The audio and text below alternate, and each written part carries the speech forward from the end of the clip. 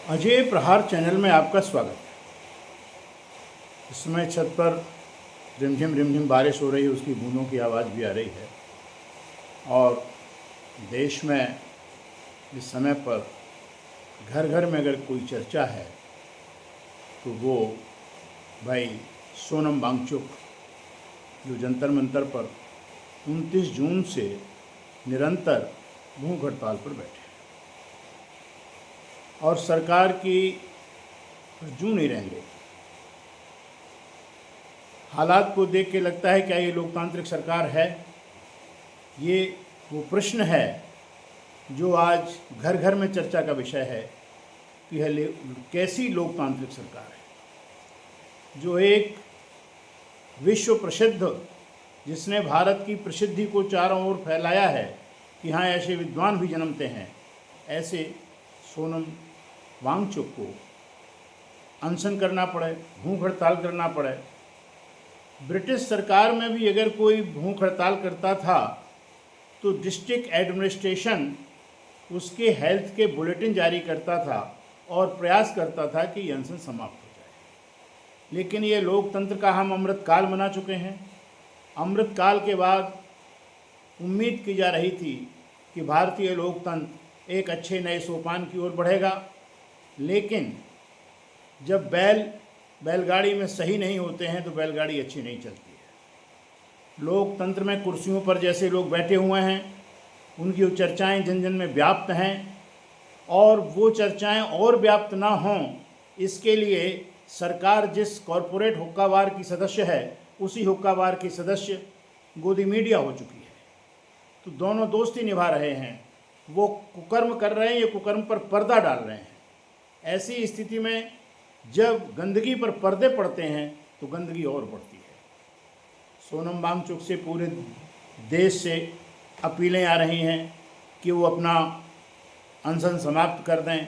उन्होंने सबको जवाब भी दे दिया है कि केवल अपीलों से कैसे हम कर दें, हम आज भोजन ग्रहण कर लेंगे, उसके दुष्परिणाम भी, चर्चाएं भी शासन के मंचों पर बहुत अच्छी नहीं होंगी। लेकिन सबसे बड़ी बात यह है कि हमें उनके स्वास्थ्य की रक्षा करना बहुत आवश्यक है।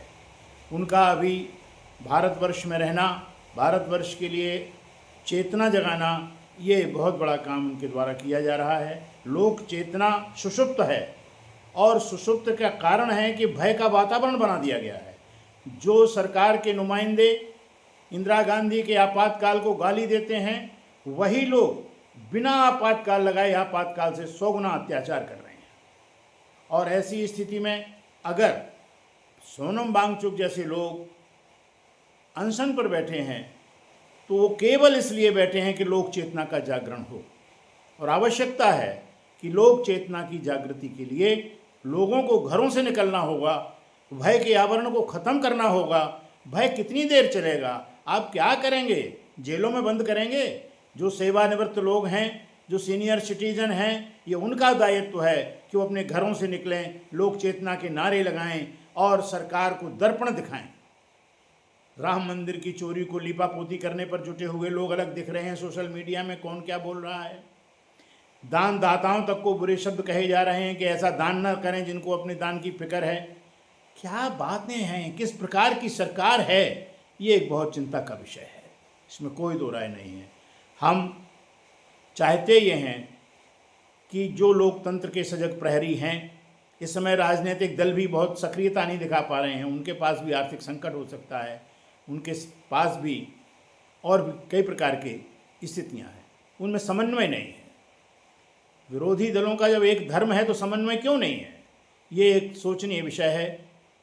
और जो सरकार में जिस मीठी मीठी बातें करके आए थे, जनता की ताली बजवा के जय जय जय भारत माता, वंदे मातरम के नारे लगवा करके जो लोग आए थे, वो आज अपना चरित्र इन 12 सालों में हर जगह दिखा चुके हैं।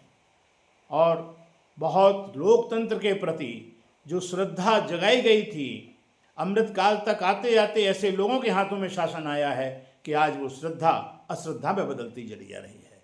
लोकतंत्र विश्वास का प्रतीक होता है, लोकतंत्र आस्था का प्रतीक है, लोकतंत्र जन भावनाओं के आदर का प्रतीक है। लेकिन अगर ये सभी फसलें चौपट हो गई, आस्था सूख गई, विश्वास भाग गया, चेतना लुप्त हो गई, तो लोकतंत्र भी लुप्त हो जाएगा। हो सकता है कि ये लोग लोकतंत्र को लुप्त करके और दूसरे मार्ग की ओर जाएं। हम चाइना का मार्ग चुनें या हम रशियन मार्ग चुनें, इस प्रकार की चर्चाएं भी अब चाय की दुकानों पर होने लगी हैं, कॉफ़ियों में ये विषय होने लगे हैं। और ये जिस दिन होगा उस दिन भारत के लिए बहुत अंधकारमय का दिवस होगा। इन्हीं शब्दों के साथ हम चाहते हैं कि जो राष्ट्रीय लोकतांत्रिक चेतना के प्रतीक लोग हैं वो अपनी अपनी ऊर्जा का उपयोग करें, सोन वांगचुक की जीवन रक्षा के लिए प्रयास करें और जो मांगें, जो विषय उनने उठाए हैं वो कोई विषय उनके व्यक्तिगत नहीं है, वो किसी अपने घर के बच्चे के लिए नहीं बैठे हैं, वो राष्ट्रीय युवा के लिए, राष्ट्रीय यौवन शक्ति के लिए, जागृत करने के लिए, उनके साथ अन्याय ना हो इस बात करने के लिए वो जंतर मंतर पर लोक चेतना की जो एक मशाल जला रहे हैं, उस मशाल में हम सबको सहयोग करना चाहिए। इन्हीं शब्दों के साथ धन्यवाद।